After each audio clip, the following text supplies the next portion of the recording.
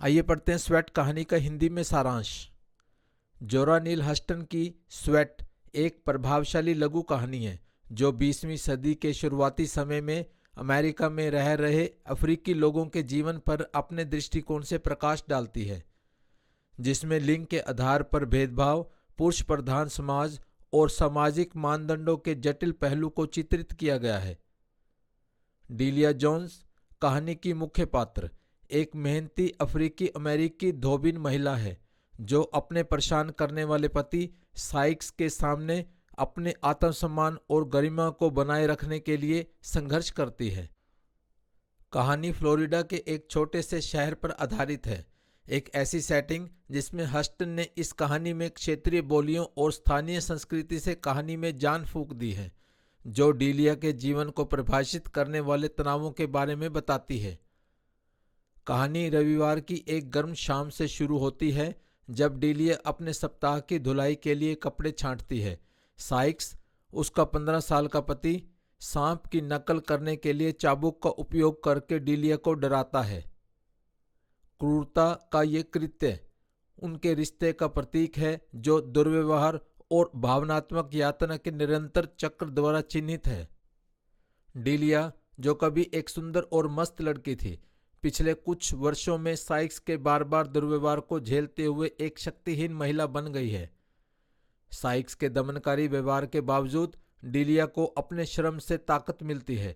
उनके लिए कपड़े धोते समय वह जो पसीना बहाती है, वह उसके समर्पण, उसकी स्वतंत्रता और जिस घर में वह रहते हैं उस पर उसके सही दावे का प्रतीक है। एक ऐसा घर जिसके लिए उसने अपने पसीने से कीमत चुकाई है। साइक्स डीलिया की नौकरी से घृणा करता है, गोरे लोगों के कपड़ों को अपने घर के प्रदूषण के रूप में देखता है। हालांकि वह उसके द्वारा कमाए गए पैसे को खर्च करने से नहीं कतराता। जैसा कि डीलिया टकराव के क्षण में बताती है, यह उसका पसीना और परिश्रम है जिसने उन दोनों को पिछले 15 वर्षों से खिलाया है। इन वर्षों में डीलिया की आत्मा टूट गई है, लेकिन उसने एक मौन रहने की आदत को भी विकसित किया है। जैसे ही वह चर्च जाती है, उसे आध्यात्मिक पोषण मिलता है और साइक्स की क्रूरता के खिलाफ दैवीय हस्तक्षेप की उम्मीद होती है। धर्म उसका आश्रय है, उसकी सांत्वना का स्थान है और पीड़ा और मुक्ति की बाइबल कहानियां उसके अपने जीवन को प्रतिबिंबित करती हैं। डीलिया की मुसीबतों में साइक्स का बर्था नाम की एक सेहत वाली महिला के साथ संबंध भी शामिल है, जिसके बारे में वह विचारशील नहीं है।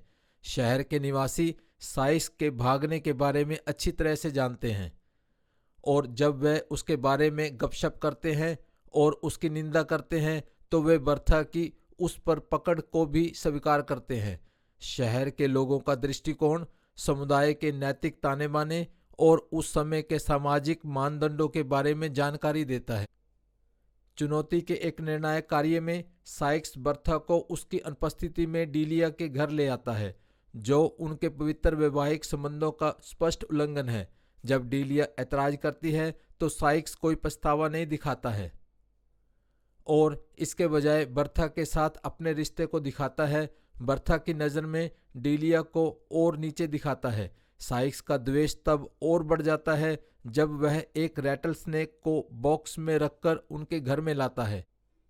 डीलिया उससे इसे हटाने की विनती करती है, लेकिन साइक्स उसके डर का आनंद लेता है। डीलिया के आतंक का आनंद लेते हुए वह कभी कभी सांप को खुला भी छोड़ देता है। तनाव तब चरम सीमा पर पहुंच जाता है जब डीलिया को अपने कपड़े धोने की टोकरी में सांप का पता चलता है। भाग्य के एक अप्रत्याशित मोड़ में साइक्स को वही सांप काट लेता है जिसका उपयोग उसने डीलिया को पीड़ा देने के लिए किया था। अपनी पीड़ा के क्षण में साइक्स डीलिया को मदद के लिए पुकारता है। वह छिपी रहती है, उसकी दर्दनाक चीखें सुनती है, निष्क्रियता चुनती है।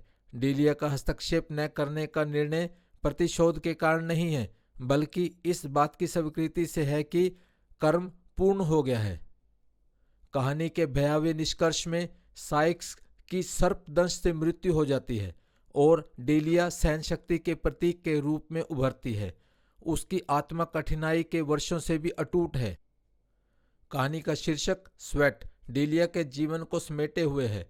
उसकी कड़ी मेहनत, उसके संघर्ष, उसके बलिदान और अंततः उसकी मुक्ति। डीलिया के माध्यम से हस्टन ने उस युग की अनगिनत काली महिलाओं का चित्र चित्रित किया जिन्होंने नस्लवाद और लिंगवाद की दोहरी मुसीबतों के बावजूद गरिमापूर्ण जीवन बनाया।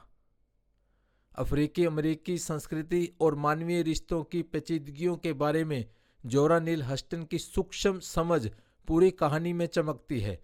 बोली का उनका कुशल उपयोग उनके पात्रों में प्रामाणिकता जोड़ता है, जिससे वे कहानी समाप्त होने के बाद भी पाठकों के बीच गूंजते रहते हैं।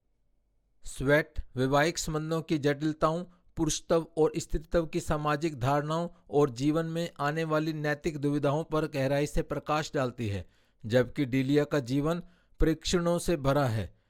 उसकी अटूट भावना और न्याय में विश्वास, दैवीय और सांसारिक दोनों, उसका मार्गदर्शन करते हैं। यह कहानी उन लोगों की अदम्य भावना का प्रमाण है जो विपरीत परिस्थितियों का डटकर सामना करते हैं, अपने पसीने और परिश्रम में ताकत ढूंढते हैं। Thank you.